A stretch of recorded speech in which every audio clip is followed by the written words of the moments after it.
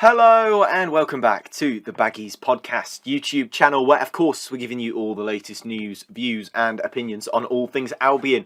Back again for your on the whistle match reaction to West Bromwich Albion 2, Sunderland 1. And what a comeback it was at the Stadium of Light. We're going to be talking all about that game, discussing those key points, giving a little man of the match award out. And of course we welcome your comments down in the comment section below. If you saw the game, if you've been to the game, hopefully you managed to get back safely from it, first of all, and hopefully you managed to get there safely, secondly. But yeah, we'd be welcoming your comments in the comment section below. Let us know what you thought of the game, if you went or if you stayed at home. And yeah, it'd be great to hear what you thought of the match. But yeah, a fantastic comeback, which gives Carlos Corberán's Baggies their fourth win on the bounce. Now, let's get straight into it and talk West Brom 2, Sunderland 1. You're watching the Baggies Podcast YouTube channel. For match previews, match day vlogs, match reactions and more, make sure to subscribe to the Baggies Podcast YouTube channel.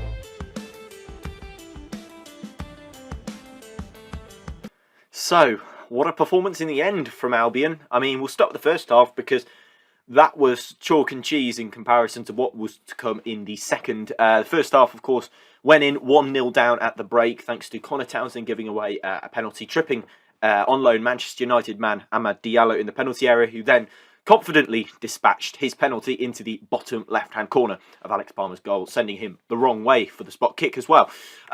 Yeah, a word on Townsend, who I thought actually looked pretty shaky in terms of his performance throughout the night. A little bit concerned with the way that he was turned inside out by Diallo. Caught a little bit ball watching as the ball went past him, and obviously his man found in a little bit of space in the penalty area, but then very, very clumsy to bring him down in that situation. When, in my opinion, I think he was just going to run straight into centre back Eric Peters. I thought he was just going to take it straight past him and take it straight past Townsend and run into Peters, who was coming out to clear him out really and take the ball off him. But Townsend, I think, a little naively stepped in, thought he could win the ball, but in reality he was never going to win the ball from that particular area, especially being the wrong side of his man, chasing from behind as well. Yeah, really poor decision from Connor Townsend. Obviously the first half was very slow, very passive, I think is the word I'd definitely use for it.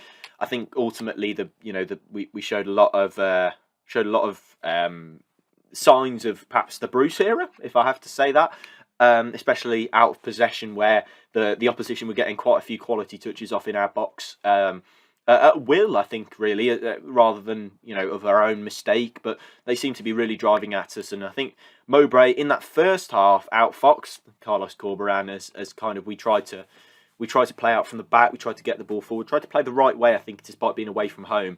And I think we were a little bit outfoxed in that first half, as Sunderland were very direct with their attacks, and exactly what I think that we should have been in that first half as well. So, yeah, there's no ignoring that performance, but obviously singling Connor Townsend out there is a sort of a little bit of a concern for me. But Alex Palmer, a fantastic save. Obviously didn't quite make it to the penalty, going the wrong way, but definitely a fantastic save.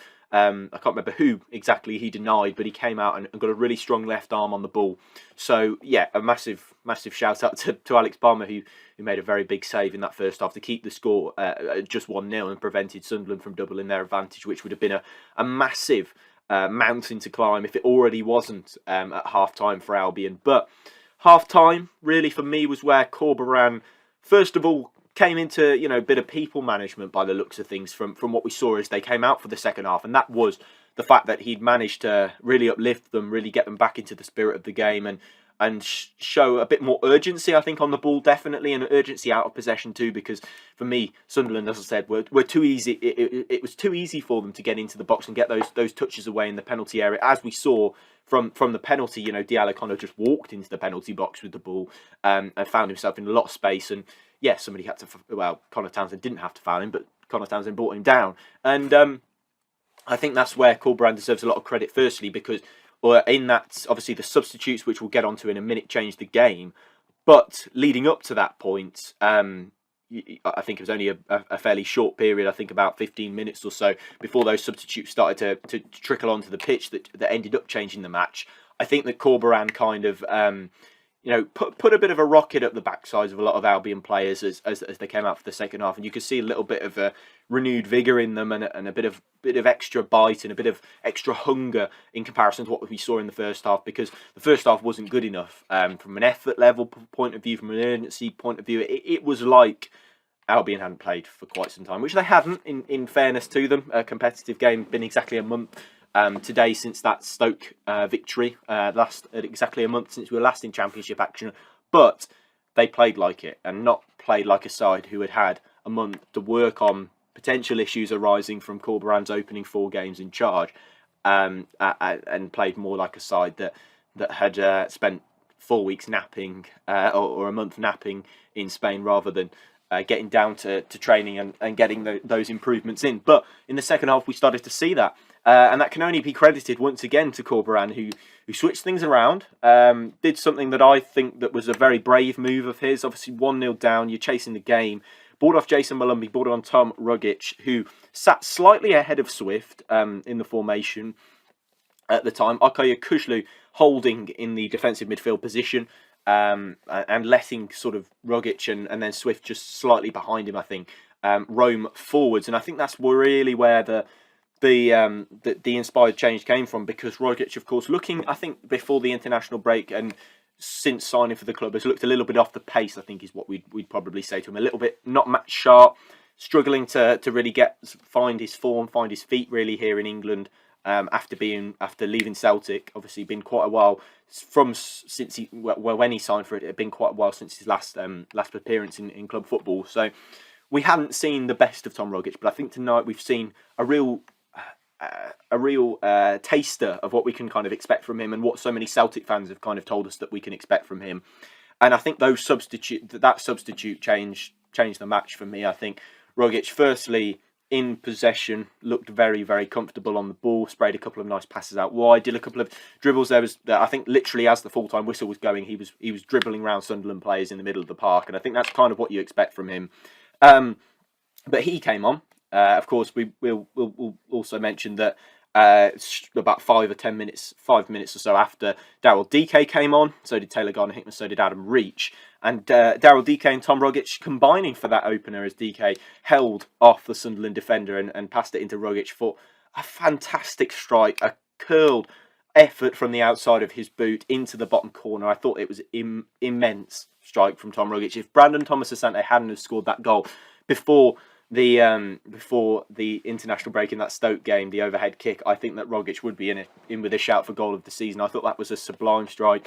To have the craft and the ingenuity to bend that round the defender using the outside of his boot was terrific, and I thought he executed it perfectly. Of course, nestled in the bottom corner, just sort of curled around the defence, but DK deserves credit for that goal because he held off the defender. That's what a proper striker does, especially one as strong as Daryl DK. And of course, got the ball back to Tom Rogic, who managed to curl it into the bottom corner, which was a fantastic effort. And of course, you're back underway. The momentum of the game is beginning to shift. You can see that really with the players. You can see their sort of their tails were up, really, to be honest. And we kind of saw that when DK headed in the second goal and the eventual winner of the game. Jed Wallace, of superb cross. I mean, Wallace must be licking his lips at the prospect of putting the ball into Daryl DK on a regular basis if he can keep himself fit. It was a brilliant cross, even better header from Daryl DK, who powered it. He could see the goalkeeper shifting one way, and he managed to just head it down into that corner that he was sort of evading, and yeah, it was a brilliantly crafted goal. And I think that's what really makes the difference with a real focal point. I like Thomas Asante. I think he did really well. First of all, but I think the fact that Daryl DK, is a real focal point. He can battle with those centre backs. You saw him battling with them. Did get a little bit worried because I did see him touch his hamstring after a challenge with one centre back, and yeah, obviously going on to assist and then score. It's just fantastic to see DK back in action and seeing a little glimpse, like Rogic, of what we can see from him once he's back up to speed. And he certainly looked that tonight, and so did Rogic. And yeah, those two substitutions changed the game for me, and I think that Corberan and DK Rogic changed the game. They deserve an immense amount of credit.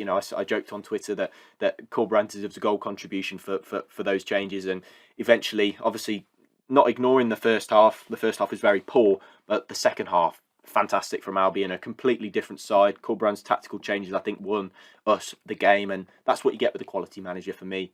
He can identify those issues going on in the first half and can fix them, and has the tactical genius to fix those issues. So yeah, a fantastic win at the Stadium of Light, and a really, really great way to start back after the international break. Albion's 4th consecutive win on the road, a month after they last played a Championship League game. Thank you so much for watching this match reaction. We'll be sure to keep you updated with all things Albion over the next week or so, rather next on Saturday. So we'll be bringing you a match preview for that, and maybe a little video in between if we're feeling a little bit lucky. But make sure you drop your comments down below on the game. What did you think of it? How did you rate Corberan's substitutions? How did you rate the performances of Tom Rogic, Daryl, Dike coming off the bench to both score to give Albion the victory? I'd love to hear your thoughts if you were there. If you weren't there, drop your comments down below. Subscribe if you're new, and I'll see you in the next one. Goodbye.